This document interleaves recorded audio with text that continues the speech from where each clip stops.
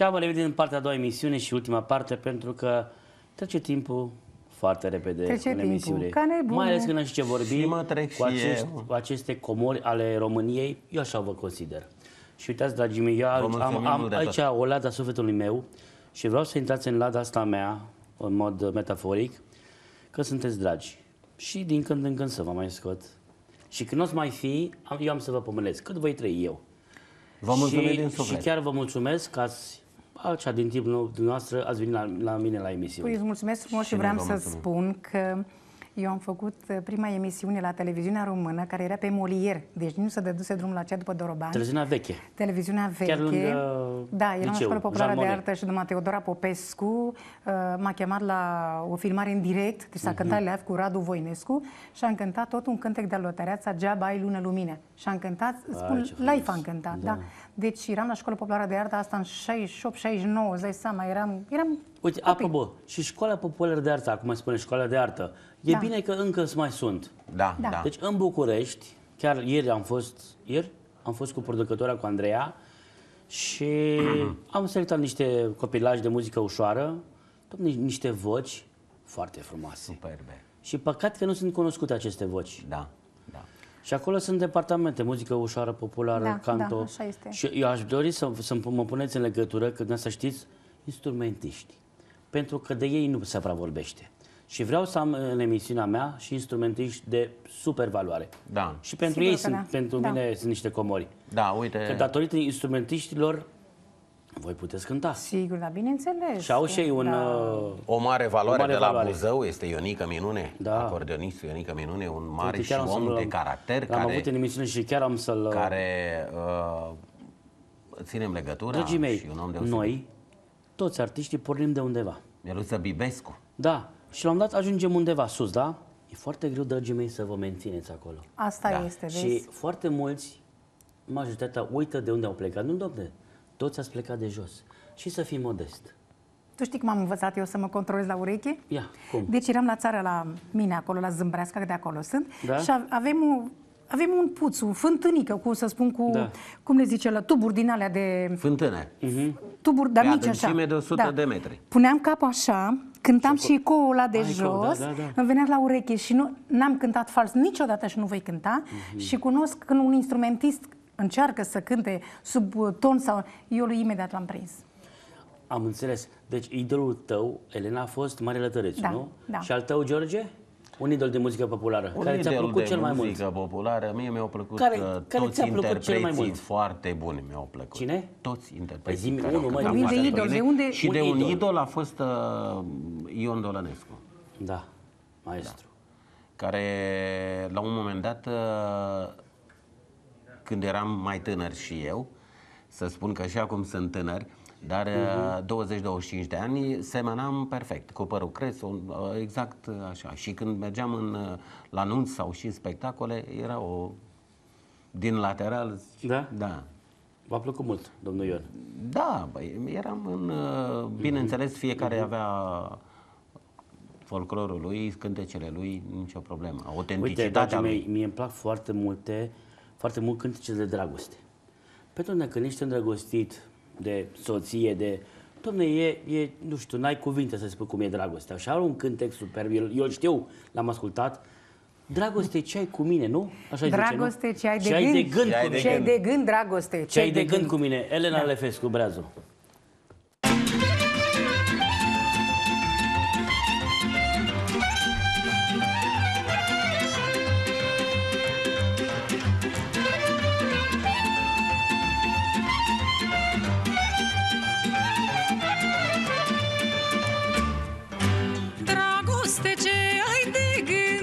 Vrei să mă bagi în pământ, mă? Dragoste, ce ai de gând? Vrei să mă bagi în pământ, mă?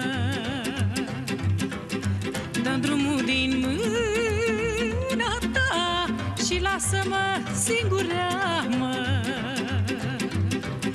Și lasă-mă singura, că mi-ai topit inima, mă.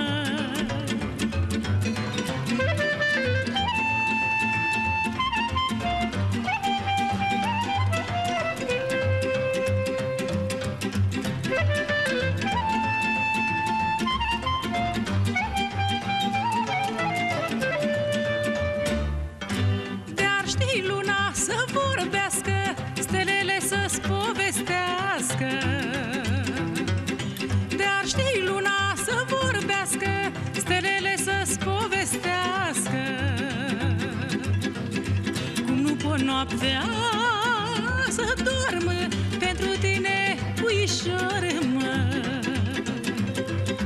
Cum nu pot noaptea să dorm pentru tine, simt că mor, mă.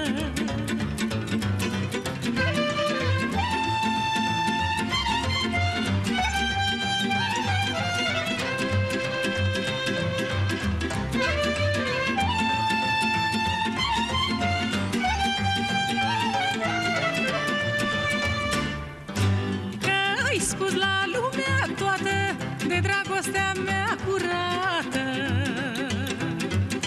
că ai spus la lumea toată de dragostea mea curată. Le-ai spus de foc și de dor, cât m-ai iubit, puișor, mă. Chiar și mie mi-ai șoptit cât de mult ai suferit, mă.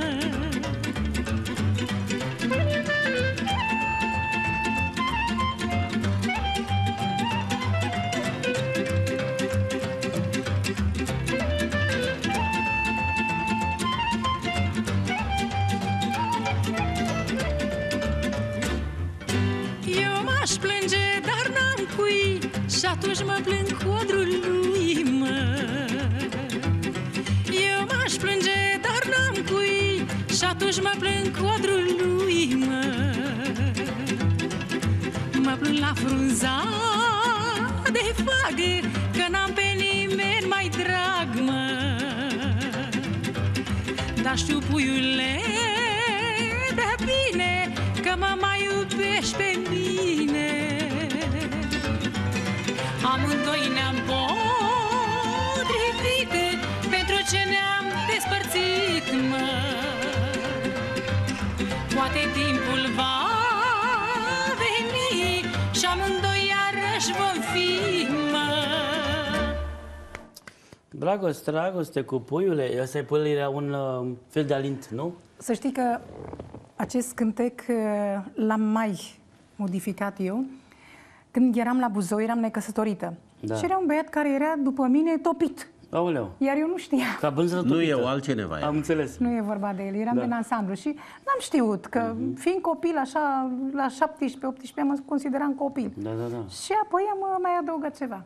Foarte frumos. Apropo de ansamblu, foarte multe ansambluri au fost înființate pe timpul trecut. Da, și foarte este. bune, foarte valoroase. Uite, cineva a făcut totuși, era un efort. Într-o orchestră câți erau instrumentiști în ansamblu? 20 erau sigur, 14-20 sigur. Plus minim, vreo 14 nu mai punem 20. soliști, punem ansamblu. Uite, cineva a făcut bine și cineva a venit și a tăiat. Da. Că mi-am venit în gând ansamblul ăsta care acum imediat după Revoluție s-a desființat. De care zi? Rapsodia. Rapsodia română. Da, foarte multe s-au desființat. Și foarte mulți au fost soliști acolo. În țară foarte multe. Pui să-ți explic eu de ce. Pentru că pe vremea aceea, cum să spun, instrumentiștii erau angajați unii la unele întreprinderi de unde îi plăteau. Da. Da. Deci acum, nemai având cine să-i plătească, corect. Nu are cum. Întreprinderile s-au desființat. S-au desființat și ținea un ansamblu mic, așa, un tarafă, așa, la întreprinderi, unde se dădeau spectacole, se făceau reuniuni, se făceau tot felul de petreceri din astea și îi chema și cânta. Și în Buzău, la ce ansamblu ai? A fost la Slănicu din Buzău, ansamblu profesionist. Acum mai este? Nu. Nu mai este. Am mai rămas și cu Flacăra Prahovei, am colaborat foarte mult și am fost plecată în Italia. Da, Flacăra Prahovei este, sigur că da, și sunt instrumentiști foarte buni. Uite, ansamblu Ciocăria mai e. Da, ansamblu Ciocăria. Da, mai sunt acum. Sunt. Dar și... păcat că, uite, s-au desființat. Da, asta este, ce să mai... Asta este un, așa, o... Până atunci să ne dovedeți că bine, mai avem Doina Gorjului, mai avem acolo unde e o strategie și la Craiova, de ce nu? Nicu Crețu și Nicu Crețu, Sunt mari, puține așa. oricum, da. pe aici și pe acolo. Puține și bune. Așa este. Dar ne dovedeți ce znaie, că e din Buzău, să vedem ce vrea să ne mai de anul ăsta, nicio problemă, să vedem ce melodie va urma. Asta cu lacrimă, să mai vorbim puțin. Pentru fetița mea, care mi-am dorit-o mi-am dorit din suflet, când m-am căsătorit, să am o fetiță și să mai aducă și un nepoțel. Și Dumnezeu... Nu, e important să fie sănătos și sănătoasă. Eu am 2 nepoți gemeni. Băiatul este inginer. Au 2 gemeni, mulțumesc, au 2 gemeni, au 6 ani și ceva. Și vreau să spun că unul din ei este talentat. Nu seamănă unul cu celălalt. Dar pe alt domeniu. Dar este foarte talentat. Uite, am întrebare. Și am și fată care e asistentă medicală. Cum e așa îmi vine întrebări? Da. Dacă n-ați fi cântat, ce v-a fi plăcut să faceți? Eu cred că, sincer să fiu... Să fii sinceră, Elena. Sinceră, dacă n-aș fi cântat, mă făceam polițistă. Da? De ce? Știi? Așa îmi plăcea mie, da. Să obții ordinea, nu? Exact, îmi place. Sunt foarte impunătoare, sunt așa... Ai aici un băiat Cătălin și Cătălin știe. Da. Noi suntem foarte buni la suflet, ajutăm foarte multă lume și reușim pe unde ne ducem. Da, polițistă de circulație, de ce? Indiferent. În trafic? Indiferent. Nu-mi place în trafic. Așa nu-mi place să dau amenzi. Da? Nu-ți place, nu? Nici n-am primit. Dar de ce, domne, dacă îl prinzi pe ăla băut... Asta e cu totul altceva. Niciodată nu o să înțeleg un șofer care e profesionist, că el e profesionist. Înainte să urce la volan, bea o bere sau 2. În primul rând îți pui viața ta în pericol. Categoric. Și a celuilalt. Categoric. Deci cu ăștia nu sunt de acord. Ăștia sunt inconștienți. Este o faptă intenționat. Eu știi ce l-aș face? Nu l-aș da amenzi mari. L-aș confisca mașina timp de 2 ani. Deci confisca mașina. Ca după că bani toți iau și pot să plătească. Dacă îi confiști, mai greu să-ți mai cumperi o mașină acum. Categoric. Tu, George, ce ți-ar fi plăcut să fii? Mie mi-ar fi plăcut să fiu comandor pilot pe avion. Asta a fost, am iubit întotdeauna, ceea ce sunt și membru de onoare la Arpia Buzău, comandorilor mari camarazi care sunt generali. Mai bine că n-ai fost, că nu mai cântai. Nicio problemă, se îmbina una cu alta, nicio problemă. Acolo eu eram cu lumea și lumea cu mine. Și cum a fost anul 2013? A fost bun pentru tine, Să știi că pentru mine n-a fost bun anul 2013. Nu. De ce? Cinstit. Dovada este așa, că nu am avut, cum aveam și în alții ani, cântării, să mă duc. Deci nu neapărat puiul să merg domne, dacă nu-mi dai atât, nu merg la o nuntă sau... Deci, felul de a... Deci s-a simțit puțin criza, nu? Da. Cu toate că Elena, eu nu spun că nu e criză în România. Sunt oameni bogați și oameni săraci. Da. Deci nu neapărat pentru bani, dar să mă distresă. Pentru mine, cântatul este viața mea. Țin minte că pe vremuri, de la altă interpretă, se făceau turnee cu lunile. Da. Plecai cu ansamblu, apropo de ansambluri. Da, eu am fost plecată cu ansamblu. Da, 2-3 luni. 2-3 luni. În toată țara, pentru că era și o normă. Așa este, da. Este adevărat. Eu am dus o viață frumoasă. Lumea la țară muncește, dar mai trebuie să și distreze. Am dus o viață frumoasă. Muncă și iar muncă. Și vreau să spun că datorită cântatului am văzut atâtea țări care, cum să spun așa, am cunoscut atâți oameni cu calități, oameni la nivel înalt, cum să spun așa, care m-au ajutat foarte mult. M-au ajutat în sensul de colaborare, nu să mă ajute ca să merg. Da. Deci m-am învârtit în lume bună, ce să spun așa. Asta e bine. Cum e, George, cu toate astea? Ai spus ceva de 2013, că oamenii te pun în valoare, publicul te pune în valoare și, ca drept dovadă, neghina este la suprafață, valorile rămân și oricum a fost un an, să zic, cât de cât bun, deoarece au început semnalele să vină și să fiu chemat acolo unde există locul meu. Asta e bine, uite, mai sunt și festival, uite, în Bran este un festival Răvășitul Oilor. Acolo vreodată ai cântat? Am fost, la Bran? Am fost. Avem o țară minunată. Păcat că unii nu știu să o pună în valoare. Spectacole am avut foarte multe. Avem mare, avem munte, avem deal, avem câmpii. Ce țară frumoasă avem, Elena. Așa este. Și avem, nu că eu sunt din Moldova, mănăstirile din Moldova care așa a făcut. Este, Ștefan cel Mare, el a făcut bine ce a făcut. Așa este, da. Eu mă refeream la treaba asta cu petrecerile. Cu astea nu. Spectacole am avut, am fost și prin juriu, am fost plecată, dar nu s-a mai făcut așa. Mie îmi plăcea să cânt mult așa, la o nuntă, să cânt foarte mult. Eu zic să fim strategia, nu e să fim optimiști, că mai rău nu poate să fie. Și eu vă doresc să aveți multe spectacole. Mulțumim. Și, dom'le, important sănătate. Succes, da. Că dacă ai sănătate, asta îmi doresc totul vine de la sine. Da, anul ăsta vărsătorii a spus că este un an bun, așa că domnul Cătălin, anul ăsta să știi că e anul nostru. Călin, Călin, da. Călin, anul ăsta e anul nostru. Așa că anul trecut a fost anul șarpelui și anul ăsta e anul calului de lemn. Și că fecioarele și, nu știu, balanțele au mare succes în afaceri, în business. S-ar putea și vărsătorii. Am auzit eu vărsătorii, am auzit anul trecut, am urmărit. Da? Mai tu urmărești tot. Am urmărit tot. Ce filme vă plac să urmăriți la televizor? De dragoste, de acțiune, de science fiction? Nu mă întreba cu filmele, că nu știu. Te rog frumos. Nu. Deci nu le-am. Bărbatul meu e cu filmele. Bărbatul meu e cu filmele. Nu. Da? Un film așa indian cu... Dacă văd un film dureros, pe urmă sufăr. Dacă și mai bine nu mă... De exemplu, Titanic-ul ți-a plăcut? Da. Mi-a plăcut și l-am urmărit. Am văzut că da. Și acum spun o glumă, de ce n-a jucat Bruce Willis în Titanic? Și de ce? Îi salva pe toți din Titanic. Nu, mie mi-a plăcut Titanicul și chiar și a fost și reluare. Supraviețuitoare care a supraviețuit. Vedeți? Ați auzit că se face altă glumă, partea a doua din Titanic? Și că nu s-a văzut icebergul când s-a lovit. Când s-a lovit, da. Ați văzut câtă bogăție era pe Titanic? Da. Și cum s-a întâmplat? Din cauza unui iceberg. Da. Ție ce filme îți plac, George? Păi, filmele de dragoste și de acțiune. Dragoste și acțiune? Da. Mi-mi plac la capă și spadă ăla, cu cei trei mușchetari.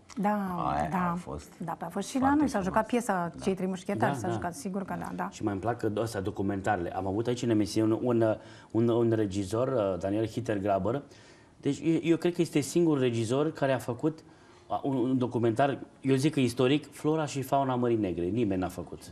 Dom'le, să știți că Marea Neagră are foarte multe bogății nedescoperite. Da. Eu mă uit și la alte televiziuni, la alte... De ce să nu avem și noi să ne mândrim cu Marea noastră Neagră? Și dacă nu știați, Marea Neagră e adâncă, e peste 2000 și ceva de metri, are Marea Neagră. Și cel mai mult, noaptea se vede flora și fauna. Da, eu când mergeam la mare, seara ieșeam pe faleză și îmi plăcea să fac plimbare de la cap la cap și dimineața, de dimineață ieșeam. Dragii mei invitați, din păcate emisiunea s-a gătat, s-a terminat. La revedere, mâine ne întâlnim cu alte comori ale României și am o vorbă. Trăim în România și nu avem încotro. Și următoarea melodie, hai cu acele lacrimi să le auzim. George Znaie, la revedere, dragi români, numai bine!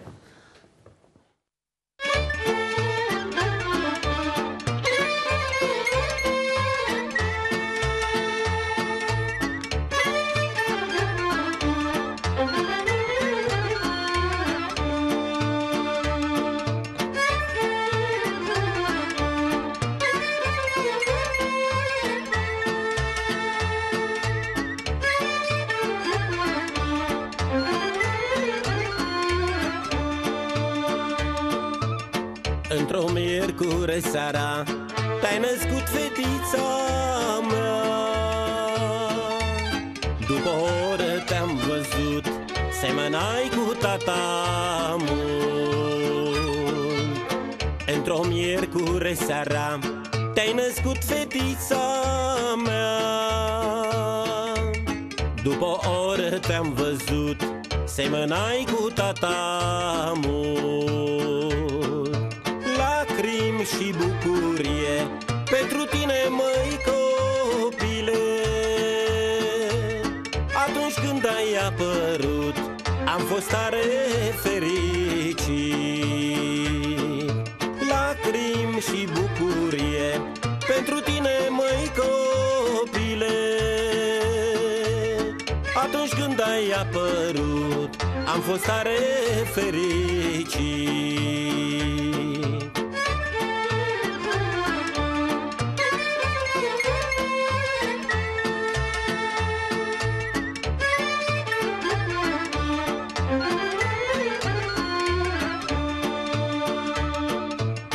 Ca pe un înger te priveam, la Dumnezeu mă rugam să crești mare și voinică, puișor de rândunică. Ca pe un înger te priveam, la Dumnezeu mă rugam să crești mare și voinică, puișor de rândunică. Lacrimi și bucurie pentru tine, măi copile. Atunci când ai apărut, am fost tare fericit. Lacrimi și bucurie pentru tine, măi copile. Atunci când când ai apărut, am fost tare fericit.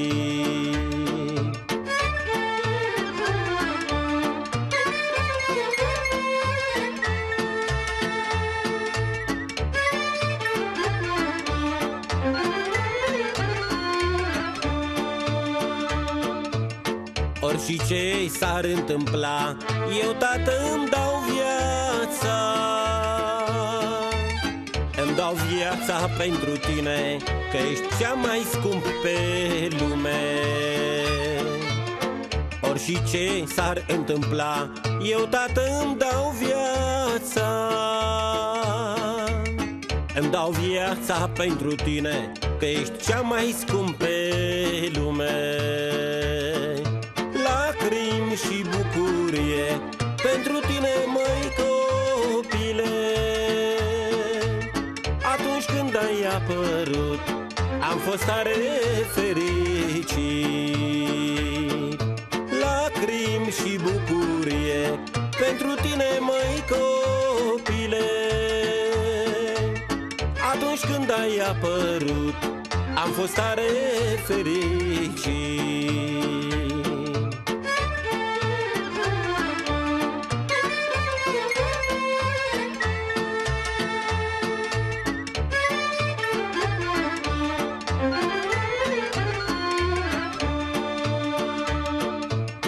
Cât mai sunt tânăr în viață, eu mai am încă o speranță. Să-mi aduci un nepoțel, să-l crească tata pe el. Am să-i fac viața frumoasă, cum ai avut tu acasă. Să ajungă în viață bine, cum ai ajuns tu în lume. Lacrimi și bucurie pentru tine, măi copile. Atunci când ai apărut, am fost tare fericit. Lacrimi și bucurie pentru tine, măi copile. Atunci când ai apărut, am fost tare fericit.